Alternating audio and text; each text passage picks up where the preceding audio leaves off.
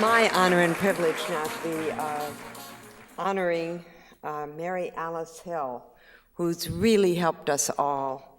She was born in Missouri and raised in Brookfield, and she grew up on a farm, driving a tractor at age 6, while she helped her father and mother run their farm. As the oldest of 4 sisters, working with her father and mother, there was no job discrimination in that family. They all did the jobs that needed to be done. Hers is an American success story like the ones portrayed by Jimmy Stewart in his films like Mr. Smith Goes to Washington, where a person with conscience brings about needed change. A heroine to all women in sports, Mary Alice Hill has changed the course of history by seeing that women's sports are given equal funding by law. She was an international competitor in track and field, which led her to eventually train 4 Olympians and coach record-setting teams. She was the first director of women's athletics. In the first year, women were given the title internationally at Colorado State University, the first to award an athletic scholarship for women at CSU in 1973, and won a Title IX sex discrimination lawsuit in a landmark case that set new standards. She got equal rights for women athletes at CSU. The female athletic budget was $5,500, while the men's was $5 million. She won her lawsuit, but lost her job. She always stood up for what she sees as right, and as a result gets in trouble for it. She's an example for us all, like Sophocles' Antigone, fight for what you know is right. And so many women tonight have done that. Thank you.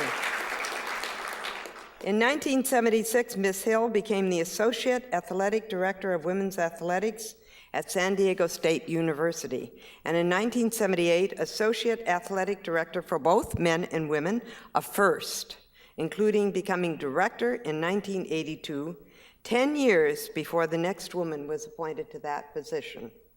She brought new opportunities for women in a 75-year male-dominated organization, the NCAA, including scholarships, televised events, and the same opportunities as men.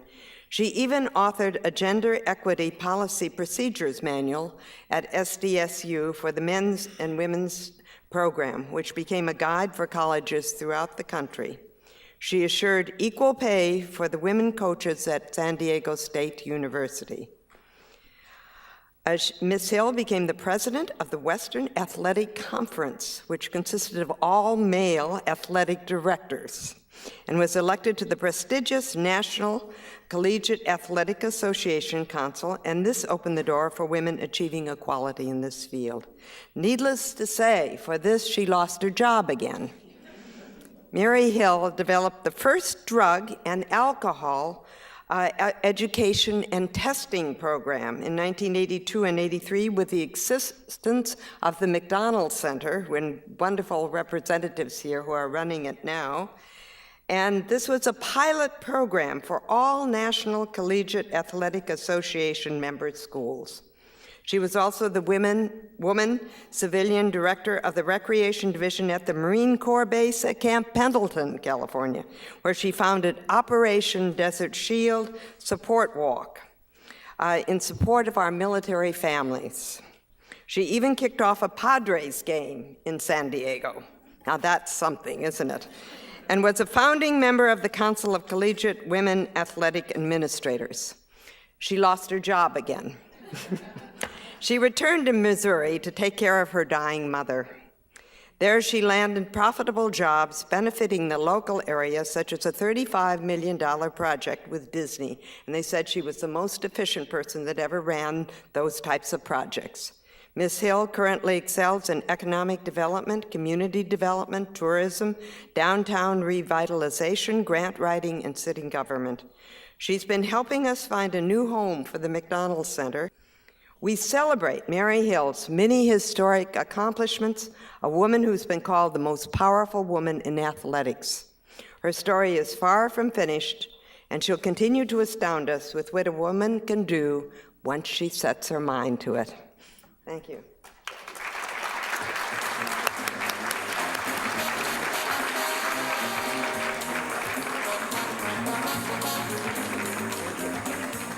Good. Thank you. Thank you. Thank you very much, Marianne. And Gloria Lane, thank you so much. It's unbelievable. I was on the board of directors in 1983 when this organization was found.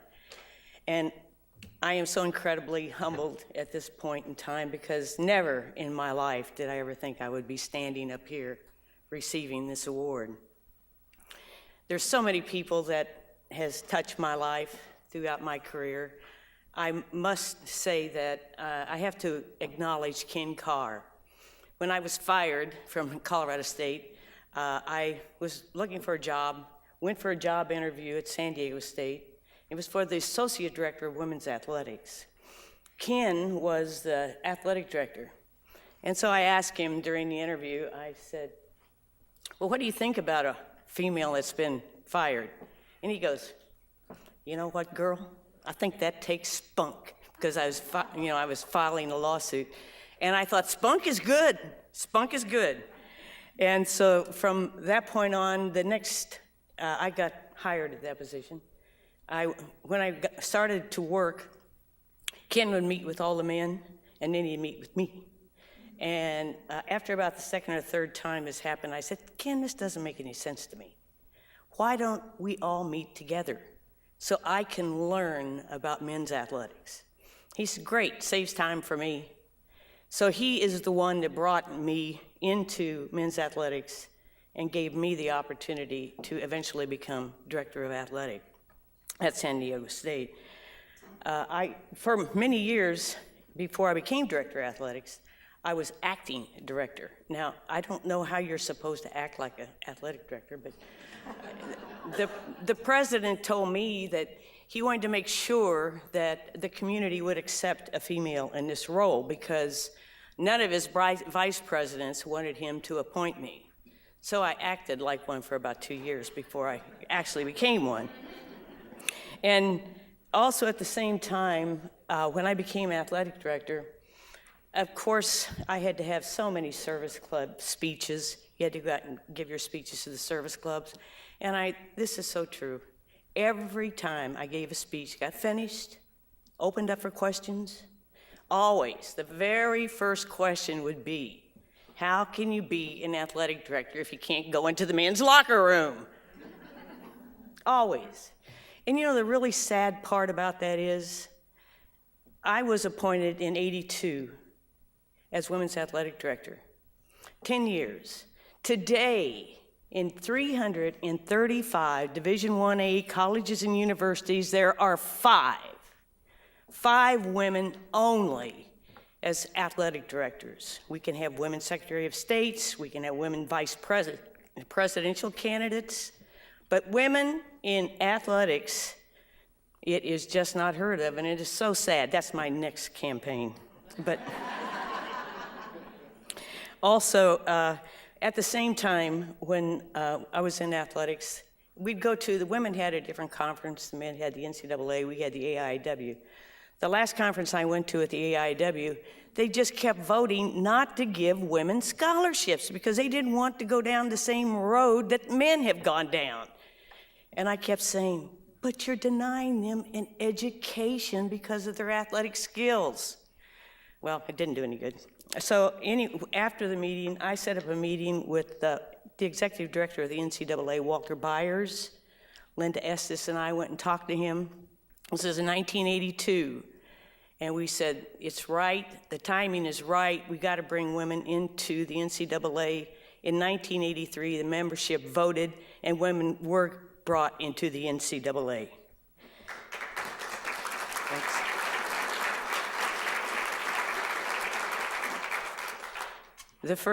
Since I was in track and field, I was appointed chair of the Women's Track and Field Committee. This is just a little quick story. The track and field, because we're bringing the men and women together, supposedly have joint championships. Unfortunately, the men had already set up where they were going to meet. And they came and told me where they were going to meet. The Playboy Club Resort in Wisconsin.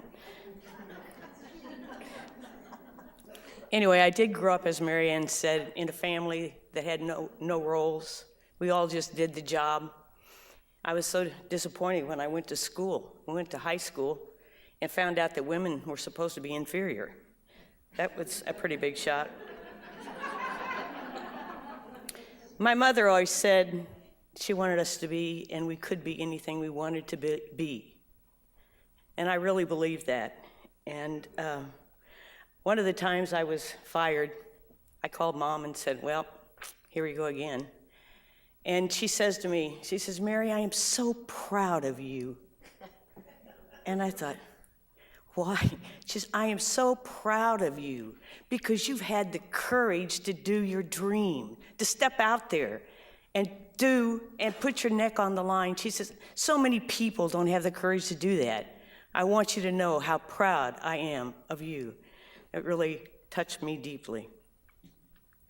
I want to share this award. It's not just my award by any means. There's been a lot of men and women that have helped make athletics what they are today. We need to work harder on that. And there are so many people who have touched my life. I have friends here tonight in this room that we've been friends for years.